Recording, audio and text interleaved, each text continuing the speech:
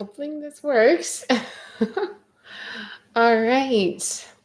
Okay, I think this works. It is really rainy here, and so I have very little light. So I apologize if the lighting isn't great. Hopefully you can see me okay. Hi, welcome to the Pagan Perspective. I am Megan, aka Sabirasiri, and today is Thursday.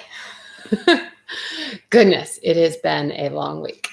So we are talking all about pagan patrons, spirits, basically anything we feel kind of aligned with. And do we think there's a difference between a lot of those things? And how do we feel about them just in general? It was just to speak in general about it. I also was going to touch briefly on last week's topic because I had technical difficulties and was not able to get a video out. So I thought I would go live. That way I can kind of talk about other stuff. If you're just joining, say hi in the chat so that I know you are here and where you're from, that sort of thing. Just know that there is a lag usually. So if you write in the chat and then I don't say something right away, it's probably because I just haven't seen it yet. So, okay, thought I would start. So to start with, actually, let's start with last week because we'll kind of go in order. So last week was all about transgender persons in paganism and kind of how we feel about that or how we would feel.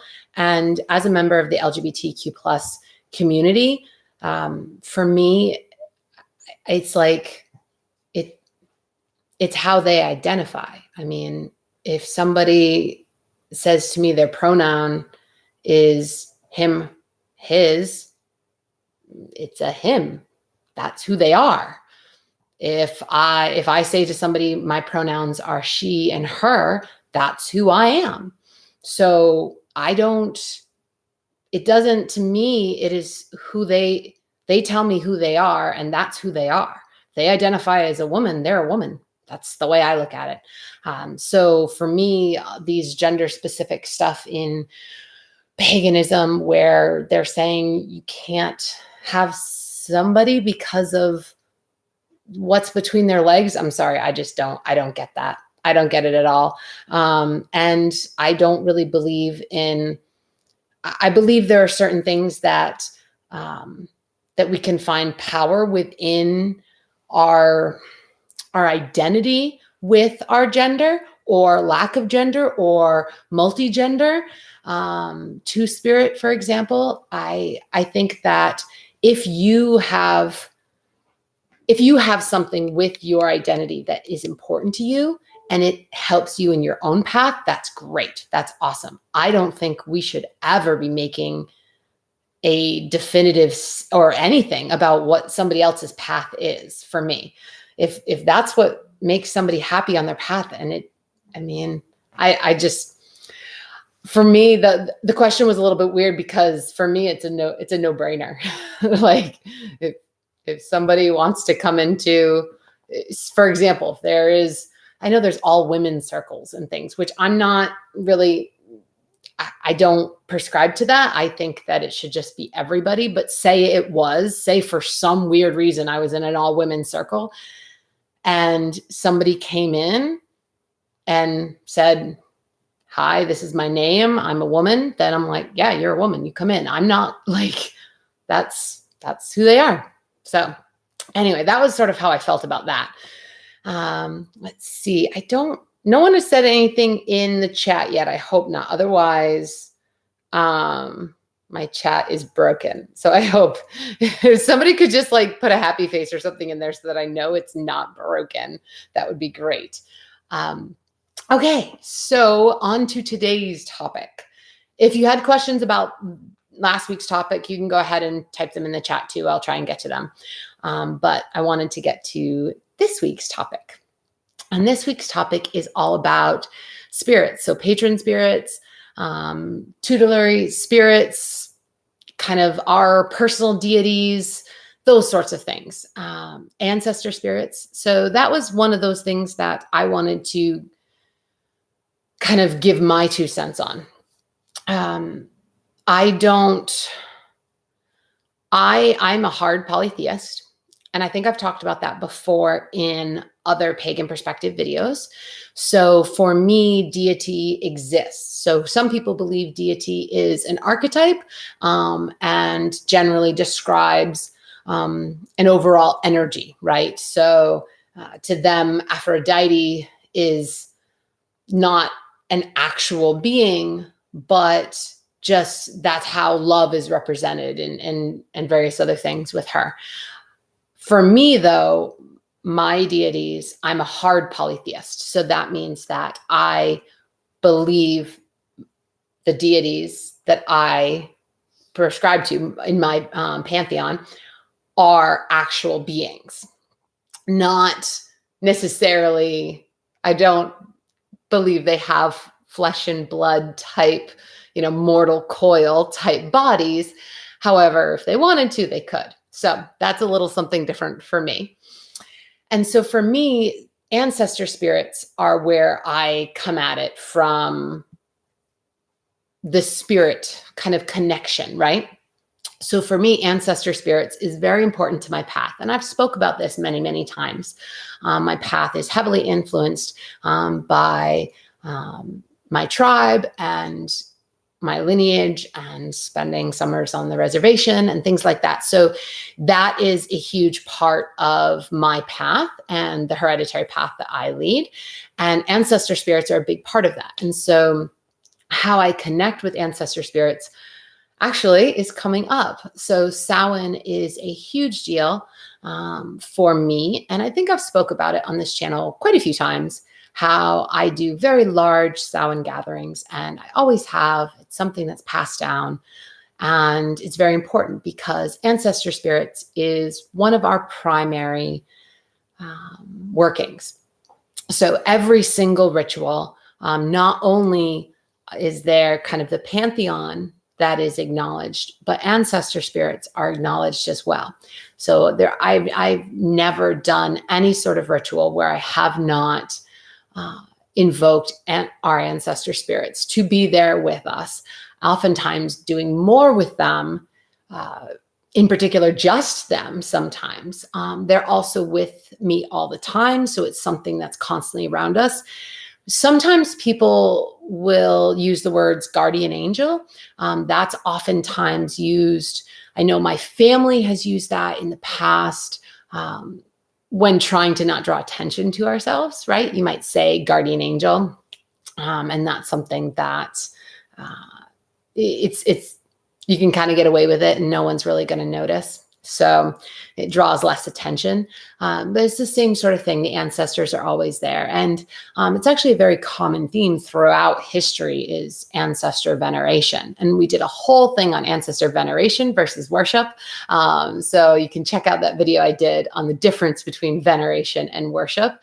Because there's a big difference. But yeah, so that was kind of how I think of them. A patron for me, when I think of a patron saint, in the Catholic Church, they very much have a patron saint, one that's connected to you. Oftentimes it's around your birth time or for some other reason you connect with that particular saint. So you have patron god and goddesses, the ones that you connect with more.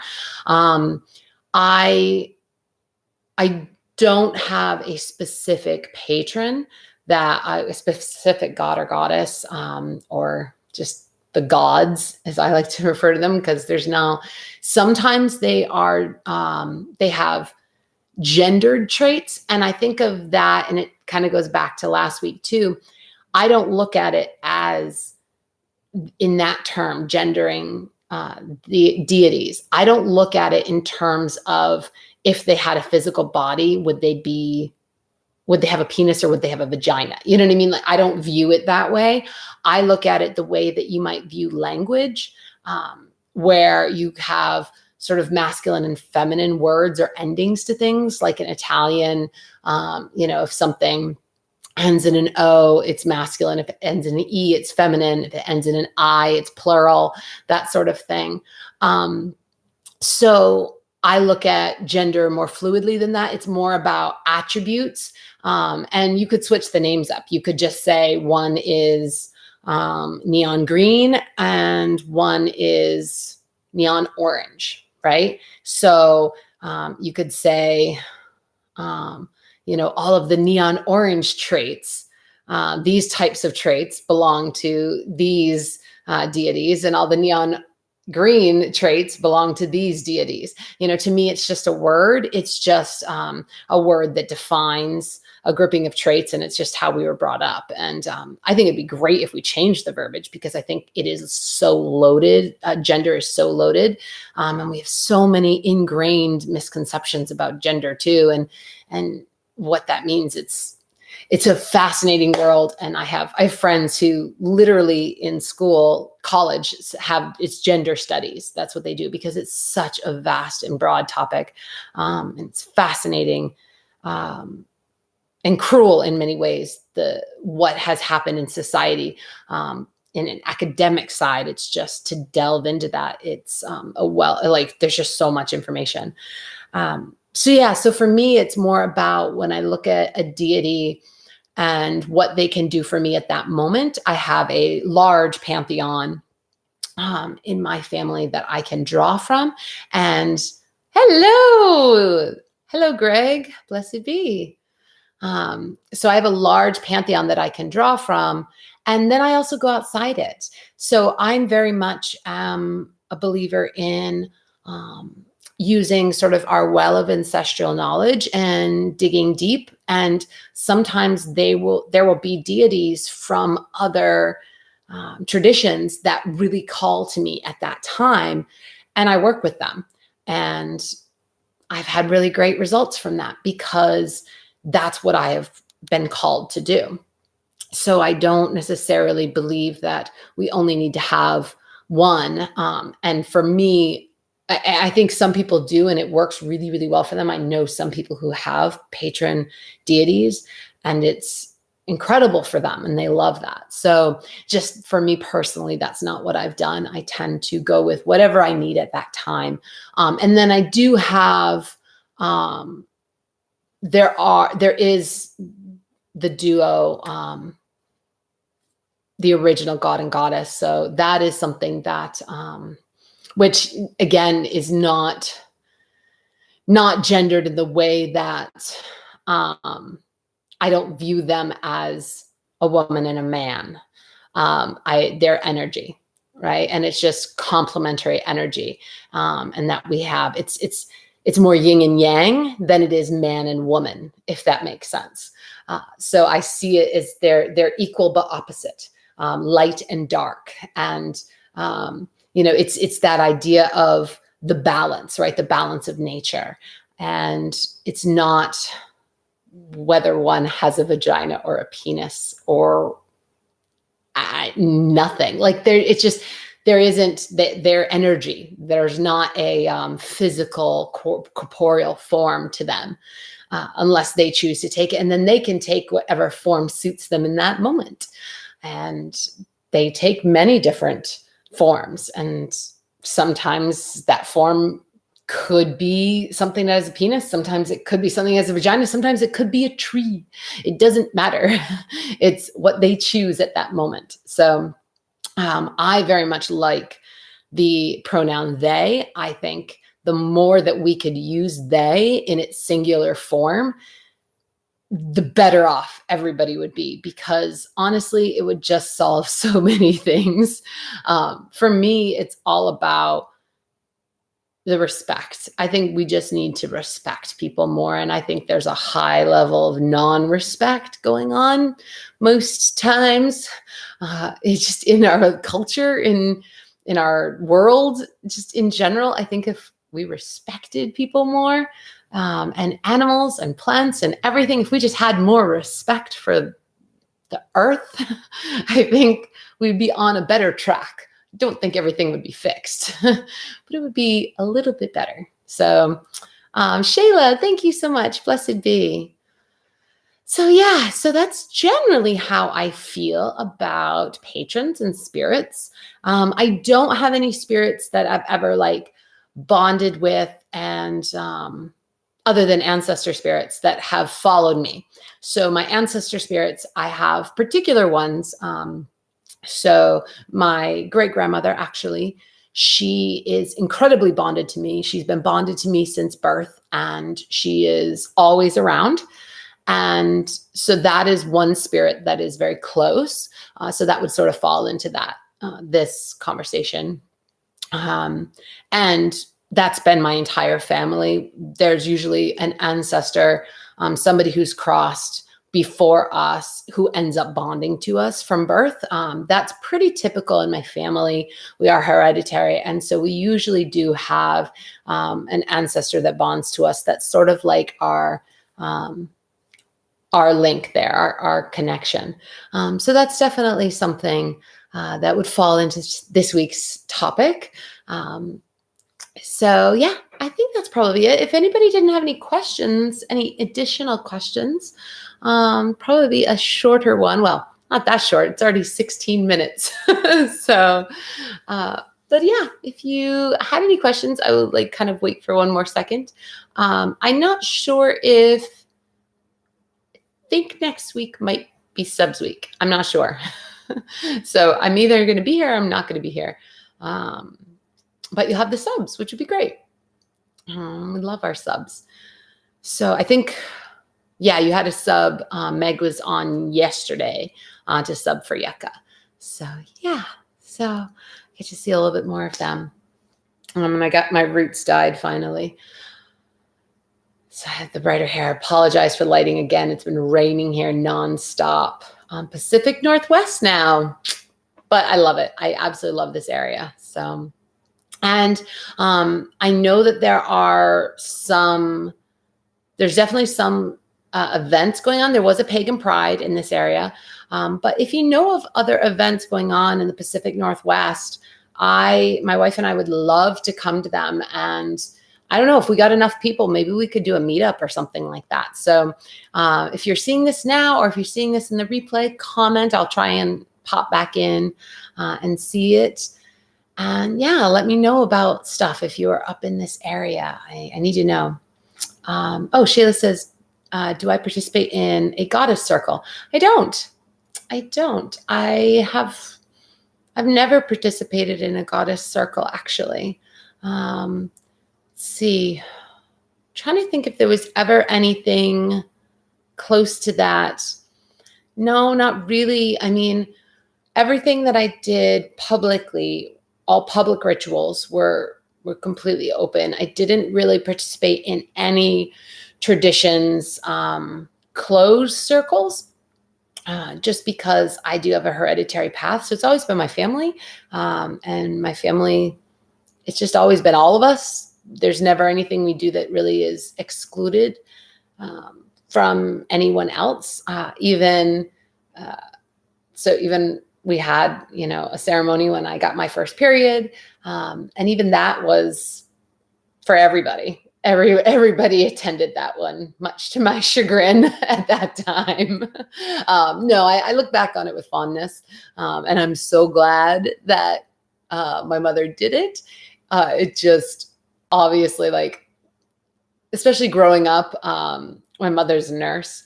So growing up, knowing that was going to happen, for me, it was more like, oh man, now I have to get cramps or something. I was more bummed out than excited. But looking back on it, it was a wonderful experience. So, Miss Magic. Oh, Magic. Yes. Yeah. She's a fabulous sub. I think is she Fridays? I'm not sure if she's Fridays. I can't remember the days. But yeah, she's a great sub. And then Greg has Inanna. Excellent. And that's the thing. So patron gods, goddesses, deities, patron deities are wonderful. And they're definitely super useful for some people. I don't happen to have one. I'm one of those weirdos. I'm odd in the pagan community because of being a hereditary. There's so many things that are very common in the pagan community just because of, kind of I would say baseline, like, so the pagan community, you had Wicca kind of coming up, and some of the Celtic traditions and the reclaiming traditions and things like that, and Asatru and all of those, right? And so there's a lot of common elements that have just sort of floated around that most people are very aware of, even I'm aware of just from reading books and things that are not so in my family's path. They're very different. And so that's always been a little bit hard because it's not something that the pagan community at large tends to celebrate or know. And so that's a little bit different. So I've definitely kind of run into that in my life where my pagan friends and things like that, they do things differently. And so I've actually adopted a lot of names. So growing up, we never called Samhain Samhain. That's something that I just say now because the name that we call it is more personal to my hereditary path. So I don't say it, but that's just something I've adopted because of the time of year. So so it's a little bit different. And there's so many kids now growing up pagan, which I think is amazing. Sheila says, same way, I do have a specific one because I come from a long line. Scandinavian. Excellent. Yes. Oh my gosh. Scandinavian folk magic and the paganism up there. It's very rooted. That is awesome. Very, very cool. Excellent. And beautiful. Oh my gosh. So, so beautiful. Just some of the artwork and just the patterns and the drawings. And it's just, and the countryside up there, absolutely gorgeous. I would freeze personally. Would absolutely freeze. I know I'd probably get used to it eventually, but I know I'd freeze because just coming so recently from Maui, I would definitely freeze. However, gorgeous. Oh my gosh, absolutely gorgeous. Definitely on the list to visit one day. And so that's excellent. I hear you. All right. So I think that's probably about it. We are at over 20 minutes and I try my best to keep these to 20 minutes if I can. So I think that's going to be it for today. Probably subs next week, I think, if not the week after. So I might see you, I might not. But as always, have a wonderful rest of your week and blessed be and aloha. Bye, everyone.